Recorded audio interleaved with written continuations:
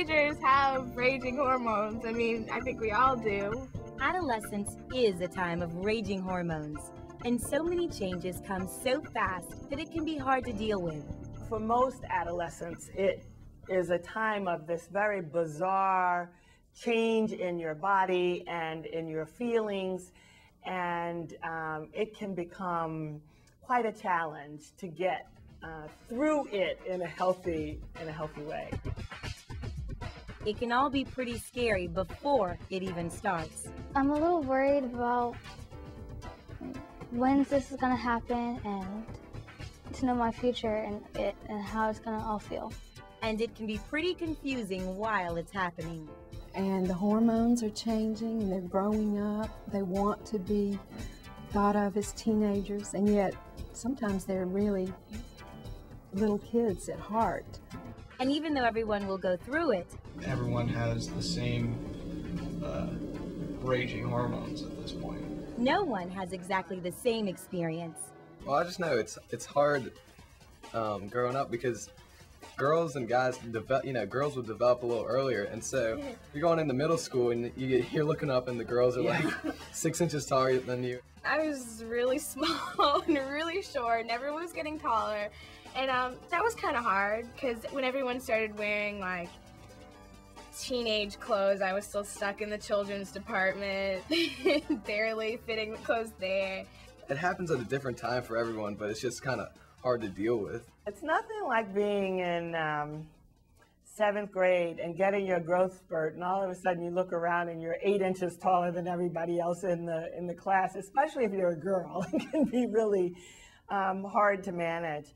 If you enter puberty early or if you enter late, it can seem as if you're not normal, and you are. Everyone during adolescence is changing and growing, and that's what makes it hard, but eventually it all kind of evens out. Well, no matter what you do, it's going to be an awkward time in your life. There's really nothing you can do about it, but if you can feel comfortable with your friends and your parents help you through it, you can survive and get to high school. But as big a role as hormones play during adolescence, they actually do much more. In addition to puberty, how else do you think hormones affect the body?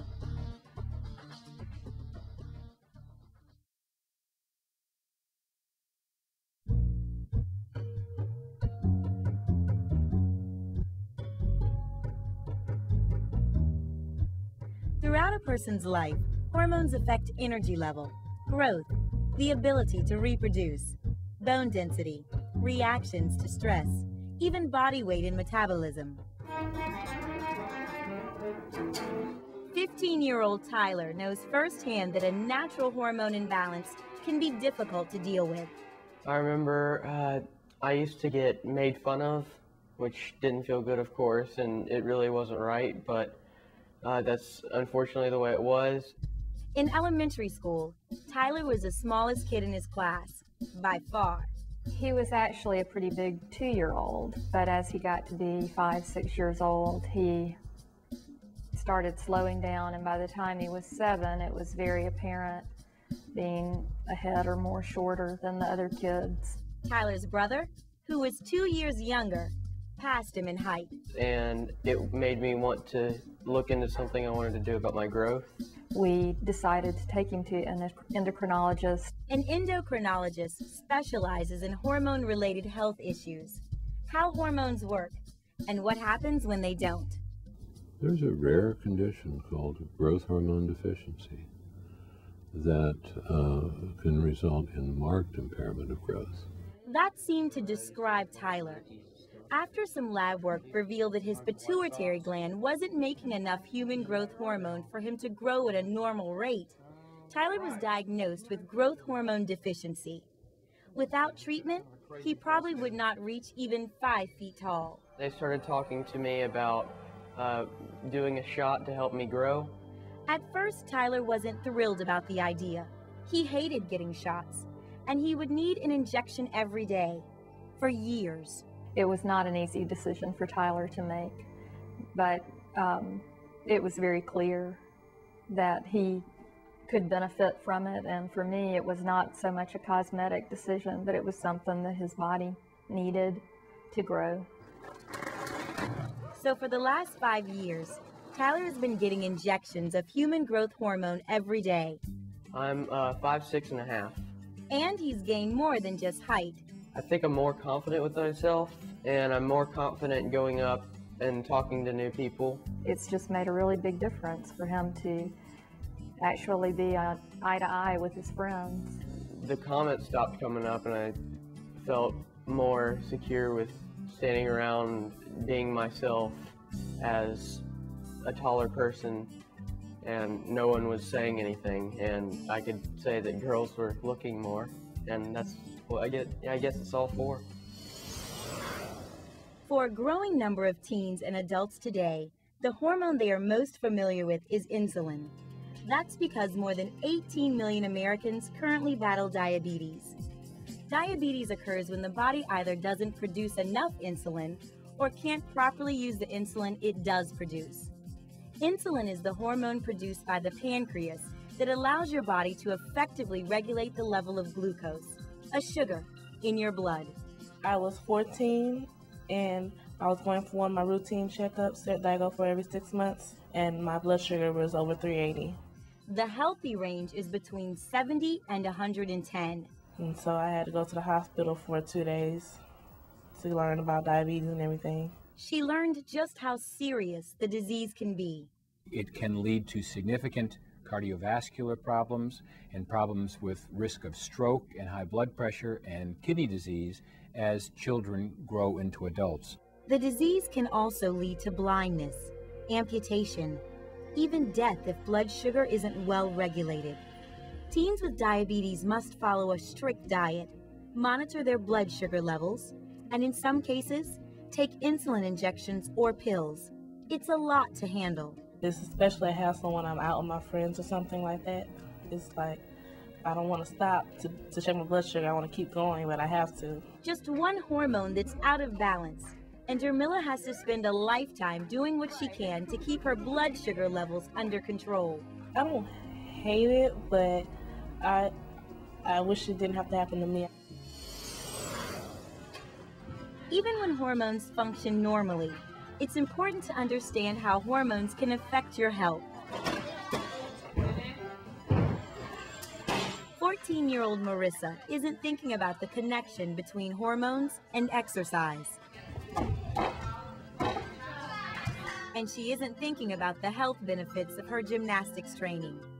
She's doing it for a much simpler reason. It's really fun and I love it, and I mean, if I didn't have my friends here, I mean, I don't know what I'd do without them. For her, it's about friends, fun, and competition.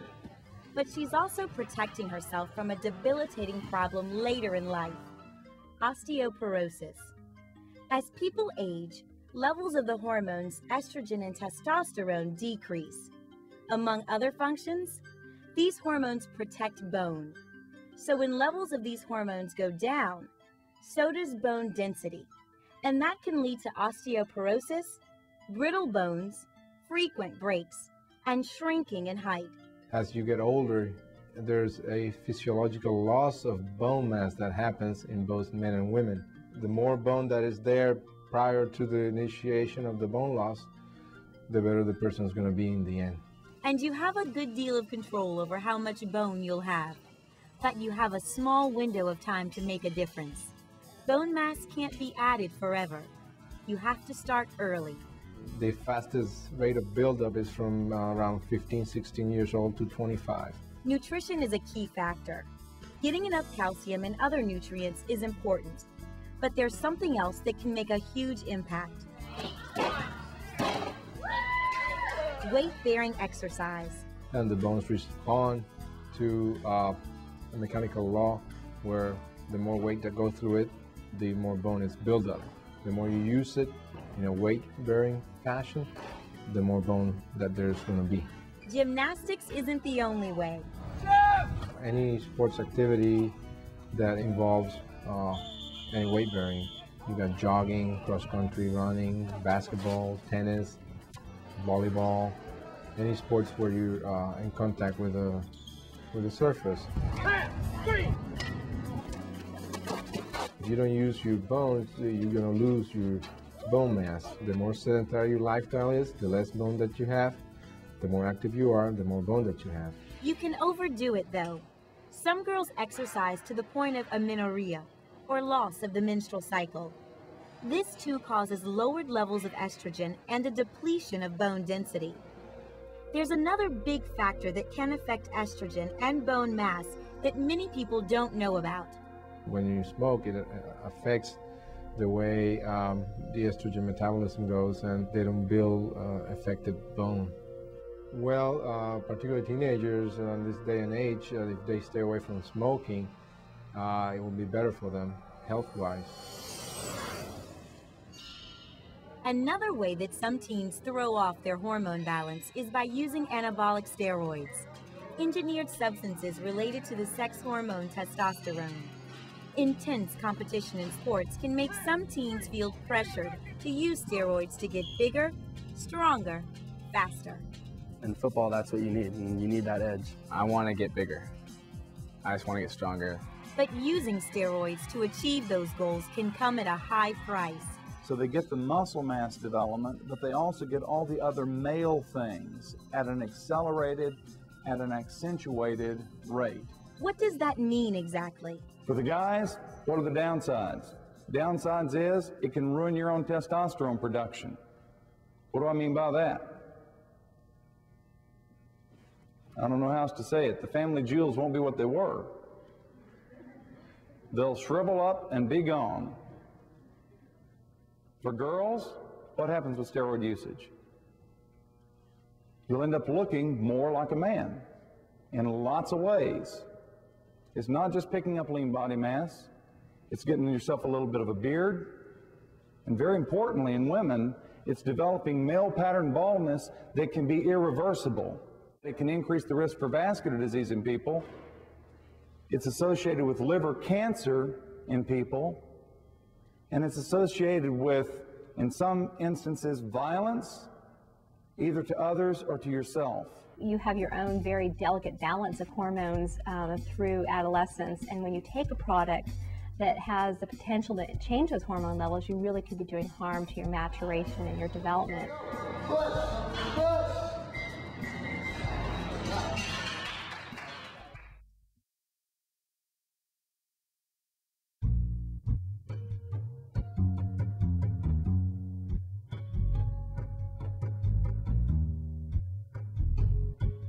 Endocrine disorders and poor health decisions such as smoking and steroid abuse can throw your hormones off kilter, sometimes dangerously so. But the ups and downs of hormones during puberty are normal and natural, even though it may not seem so at the time. So if you think about it as just something that lasts for a period of time to allow you to become a healthy adult, then it seems more manageable. Your friends are likely having the same feelings, and your parents, believe it or not, had the same feelings as well. So they can be helpful on this. Especially during adolescence when there's so many insecurities because everything's changing and you're not really comfortable in your body yet. And it's really hard for, I think especially guys that don't develop until later, because you get into high school and you still have you have those few guys, it's whatever high school you go to, it's always there, that are still like, 4'10", 5 feet. Well, it's sort of hard at like middle school dances. You're like, hey, you want to dance up there?